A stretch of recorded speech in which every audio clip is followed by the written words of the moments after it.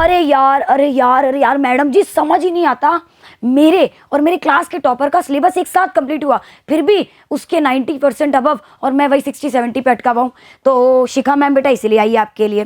But उससे पहले hello मेरे प्यारे बच्चों, हेलो मेरे क्यूटीज, हेलो मेरे बिडूज। I hope you people are doing well at your end. सबसे पहले तो मैं अपने क्यूटीज और बिडूज का रीस्टार्ट विद मोशन की इस प्यारी सी फैमिली पे स्वागत करती हूँ। तो देखो बेटा, ये टॉपर क्या कर रहा है, शर्मा जी का बेटा क्या कर रहा है, बेटी क्या कर रही है, डजंट मैटर। ये कंपैरिजन करते रह जाओगे तो वैसे अपन पीछे रह जाएंगे। ठीक है, चलो अब वो टॉपर है मैम, अब टॉपर है तो क्यों है। तो बेटा एक चीज़ बोलूँ, कोई इंसान, आप खुद सोचो, दिमाग उसमें सेम, आप में भी सेम, 24 घंटे उसके पास, 24 घंटे आपके पास, स्कूल वो भी जा रहा है, स्कूल आप भी जा रहे हो। फिर फ़र्क क्या है, फ़र्क बेटा पता है क्या है, उसकी स्ट्रैटेजी में, उसकी दिनचर्या में, उसकी जो स्ट्रैटेजी है ना और आपकी स्ट्रैटेजी, यहाँ अगर आप देखें तो मेल नहीं खा रहा है। मेल अपने को खिलाना भी नहीं है, नो कंपैरिजन, अपने को अपने से मतलब रखना है। तो बेटा जो मेल है ना, जो अपनी जो स्ट्रैटेजी है ना बेटा, वो उसकी ऐसी स्ट्रैटेजी है जो सिर्फ 2% बच्चा फॉलो करता है, और वो इसीलिए 2% बच्चों में, वो सिर्फ टॉपर में। और टॉपर्स ये गेम खेलते हैं। अब सुनो वो क्या गेम है। अपन को लगता है, अपन को शुरू से सिखाया जाता है सिर्फ पढ़ो पढ़ो पढ़ो पढ़ो पढ़ो, लेकिन आज मैं एक ऐसी स्ट्रैटेजी, एक ऐसे 2R लेकर आई हूँ जिससे 95% आपके पार होने पक्के हैं। ये लिख कर ले लो, ये मैं यहाँ पे स्टैम्प पेपर से लिखवा लोगे ना अगर मुझसे, तो मैं नाम बदलने के लिए भी रेडी हो जाऊंगी। क्योंकि सारे टॉपर्स, सारे जिनके भी 95% अबव आते हैं वो यही करते हैं। आप मानोगे नहीं, यूपीएससी के जितने भी जिन्होंने पेपर्स क्लियर करें वो यही करते हैं। तो क्या है वो 2R। और मैम ये सिर्फ ये 2R से हो जाएगा, तो सुनिए क्या है वो 2R। अपने को लगता है सिर्फ हम पढ़ते जाएं। नहीं बेटा, अपने को इस समय पे हमें लगता है कि सिलेबस कंप्लीट हो गया तो सारा काम कंप्लीट है। सिलेबस कंप्लीट होने के बाद असली जंग चालू होती है, असली आपकी मेहनत चालू होती है। सिलेबस कंप्लीट होना मतलब आपके पाले में 50% आए हैं, अब उसको 50 से आप कैसे 90, कैसे 80 कर रहे हो, या 60% को कैसे 90 से 80, अब मतलब 80 से आप इसको 100% तक पहुंचा रहे हो, वो ये 2R डिपेंड करते हैं। अरे भाई कैसे, एकमात्र मंत्र, प्रैक्टिस प्रैक्टिस प्रैक्टिस करनी है आपको। पर ये तो पी से प्रैक्टिस आया है, इसी प्रैक्टिस में वो 2R है। वो 2R पता है क्या है, इन 2R से होगा बेड़ा पार। और वो 2R है आपके रिवीजन और रिप्रेजेंटेशन। इन दोनों का आज अपन ऑपरेशन करेंगे, कच्चा चिट्टा करेंगे कि यार मैडम जी रिवीजन रिप्रेजेंटेशन से हम कैसे कर सकते हैं। बेटा आपका जब सिलेबस कंप्लीट, आपका सिलेबस कंप्लीट ना भी हो, मैं एक सिंपल सेटिंग मानती हूँ, पढ़ो कम पढ़ो पर अच्छा पढ़ो, क्वालिटी पे ध्यान दो। आपने 14 के 14 चैप्टर मैथ्स के उठा के कर लिए मान लो हैं, या पूरे 12 के 12 चैप्टर्स आपने साइंस के पढ़ लिए, लेकिन आ कुछ नहीं रहा। और वही आपने 8 चैप्टर करे, उनको रिवाइज करा अच्छे से, बहुत अच्छे से रिवाइज करा, और उनकी अच्छे से प्रैक्टिस भी करी लिख कर, अच्छे से उनकी डायग्राम की।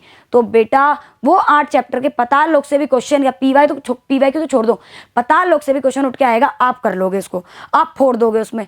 तो ये पावर है रिवीजन और रिप्रेजेंटेशन की। आप पढ़ते जा रहे हो और फिर बाद में आपको पता है डर बैठ जाता है कि जो पढ़ता हूँ भूल जाता हूँ, क्योंकि आप रिवाइज नहीं कर रहे हो, आप उसकी प्रैक्टिस नहीं कर रहे हो, आप पेपर प्रेजेंटेशन पे ध्यान नहीं दे रहे हो। ये 2R हैं। अब चलिए इनको एक एक करके थोड़ा रिवीजन की बात करते हैं। रिवीजन में अभी इस समय पे बेटा आप नया है ना, नया पढ़ने पे थोड़ा कम ध्यान दीजिए, नया पढ़ो, बट इंपॉर्टेंस, अभी हम इंपॉर्टेंस पढ़ाई क्या कर रहे हैं, हम नया पढ़े जा रहे हैं, और जो पुराना है ना उसको पक्का नहीं कर रहे हैं। आप क्या करो, पुराने को पक्का करो, इतना पक्का कर लो बेटा 90, आपको पता है 60 से 70% लाना भी आसान होता है, बस 70 से 80, 80 से 90 और आसान और मुश्किल होता है। मुश्किल क्यों होता है, क्योंकि क्वेश्चंस थोड़े वहाँ पे अच्छे लेवल के आते हैं। तो वो अच्छे लेवल का आपका रिवीजन अच्छे लेवल पे होना चाहिए। और रिवीजन की सिंपल टेक्निक क्या है, एक सिंपल टेक्निक जो मैं मानती हूँ जो एक बच्चे को फॉलो करनी चाहिए, एक तो simply is what active recalling. एक तो आप क्या करें, आपको नहीं हो रहा आप एक्टिव रिकॉल करिए, जो कि मैं अभी कर रही हूँ, जो कि हम टीचर्स करते हैं। हम टीचर्स क्या करते हैं, हम रिवीजन ही करते हैं अपना जो हमारा सब्जेक्ट है उसका। कैसे करते हो मैडम जी, हम आपको पढ़ा रहे हैं ना, उस पढ़ाने को ही एक्टिव रिकॉलिंग। आपको नहीं आ रहा कोई टॉपिक समझ में, आप उसको समझो पहले और जाके अपने किसी दोस्त को पढ़ा दो। मैं कह रही हूँ जिंदगी में अगर आप वो टॉपिक भूल जाओ तो मेरा नाम बदल देना, एक्टिव रिकॉलिंग करो। अच्छा दूसरा आपको क्या करना है, आपको early, daily, weekly, monthly revise करना है। आपने 2 घंटे अभी टॉपिक पढ़ा, उसको 20 मिनट बाद, उसको 20 मिनट रिवाइज करो 2 घंटे बाद, फिर रात को डेली, हर दिन का पूरा डेली रिवाइज करो, फिर वीकली पूरा रिवाइज करो, फिर मंथली पूरा रिवाइज करो। मंथ का तो अपने पास अभी समय नहीं बचा है, ठीक है, तो मंथली रिवाइज करो। Getting my point. Mock test दो, ये रिवीजन है आपका, प्रैक्टिस करो उसकी। अब सबसे और इसमें रिवीजन में क्या क्या रिवाइज कर सकते हो आप, एनसीईआरटी के क्वेश्चंस रिवाइज करो। अब एनसीईआरटी को बच्चे को लगता है एक बार कर ली तो अपना काम हो गया भाई, सिलेबस वाली बात, सिलेबस कंप्लीट हो गया ना, अब तू देखना भाई साहब, अब तू भाई देखियो मेरे तो आएंगे भाई 90%। अरे भाई आपका सिलेबस ही कंप्लीट हुआ है, आपने तैयारी, एग्जाम की तैयारी और सिलेबस कंप्लीट होने में बहुत फर्क होता है। एनसीईआरटी एक बार करने से कुछ नहीं होगा, 6 बार करनी पड़ेगी। नोट्स को अच्छे से पूरा रिवाइज करो, पीवाईक्यूज एक बार पीवाईक्यू मत, अगर आपके कोई पीवाईक्यू रिपीट हो रहा है तो करो, उसका मतलब वो इंपॉर्टेंट है। तो यही रिवीजन है। अगर आप देखोगे हम लाइव जो भी लाते हैं उसमें हम आपको पीवाईक्यू करा रहे हैं, सैम्पल पेपर्स करा रहे हैं, हम आपको एनसीईआरटी के क्वेश्चन करा रहे हैं और रिपीट भी हो रहे हो क्वेश्चन, इसका मतलब रिविजन ही तो करा रहे हैं हम आपका इतना लेवल पे। सैम्पल पेपर करो, ये क्या है, प्रैक्टिस का ही पार्ट है ये। अब दूसरा पार्ट जो पता है क्या है, रिवीजन तो फिर भी 10% बच्चा करता है, लेकिन रिप्रेजेंटेशन बेटा 10% भी नहीं करता, मैं कह रही हूँ 99% बच्चा रिप्रेजेंटेशन पे ध्यान नहीं देता। आप जो पूरी तैयारी कर रहे हो साल भर, जो पूरे साल अपने आप को घिसा है, वो किसके लिए घिसा है, उन 3 घंटों के लिए।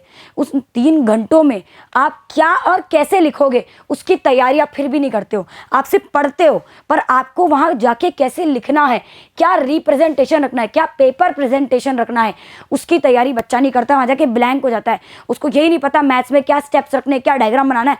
तो रिप्रेजेंटेशन पे ध्यान दो। मतलब बेटा एक बहुत बड़ी बात जो मैं बच्चों को शुरू से बोलते आऊँगी, बेटा टीचर के दिमाग से खेलो। जो लिखोगे ना बेटा, जो लिखोगे वही बिकेगा। बहुत बड़ी बात बोली मैंने, जो लिखोगे ना एग्जाम के, आपके बोर्ड एग्जाम में, आपने जो 1 साल में पढ़ा है ना वो 3 घंटे में डिसाइड नहीं होगा। आपने जो लिखा है ना वो बस टीचर देखेगा, तो जो लिखोगे वो बिकेगा, एज सिंपल एज दैट। तो उस लिखने की तैयारी अभी से करो, रिप्रेजेंटेशन पे ध्यान दो, आप गेम खेल जाओगे, आप 10 दिन में भी फोड़ दोगे, मैं कह रही हूँ। तो ये रिवीजन रिप्रेजेंटेशन करो, जो पढ़ा है ना उसको ध्यान दो। अच्छा, अब रिप्रेजेंटेशन में जो बातें आपको दिमाग में रखनी, एक तो पेपर प्रेजेंटेशन में black pen, red pen, yellow pen ये सब नहीं करना है, स्केल से लाइनें खींच दी, नहीं। पेपर प्रेजेंटेशन मतलब आपका पेपर क्लीन तो होना ही चाहिए, राइटिंग कैसी भी हो उबड़ खाबड़ वो भी चलेगा, लेकिन पेपर प्रेजेंटेशन में आपका क्या आता है, आपका फॉर्मूले आते हैं। एक तो टीचर के दिमाग से, तो ये पेपर प्रेजेंटेशन और टीचर के दिमाग से तो खेलना है। टीचर के दिमाग से क्या खेलना है बेटा, आप उस क्वेश्चन को उस लेवल पे सॉल्व कर दो कि कभी कभी क्या होता है बेटा, टीचर क्यों, हम टीचर हमें पता है टीचर के दिमाग से कैसे साइकोलॉजिकली खेलोगे। आपने कोई क्वेश्चन सॉल्व करा, बहुत अच्छे से सॉल्व कर दिया, समय अपना ज़्यादा नहीं लेना, एक पर्टिकुलर समय लीजिए, उसमें सॉल्व करा। नेक्स्ट क्वेश्चन में अगर कोई छोटी सी गलती भी होगी ना तो टीचर उसको नेग्लेक्ट कर देगा, बोलेगा यार क्या प्यारा क्वेश्चन सॉल्व करा है, ये तो बच्चा कर ही सकता है, गलती से हो गया, वो कोई बात नहीं। इतनी थोड़ी थोड़ी गलती लीनियंट मार्किंग कर देते हैं बोर्ड्स में टीचर। तो टीचर के दिमाग से खेलो कि यार बच्चे ने इतना अच्छा पेपर करा है, क्या रिप्रेजेंटेशन करा है, एक क्वेश्चन गलत हो भी गया तो कोई बात नहीं, मैं इसको फिर भी आधा या 1 नंबर तो दूंगा।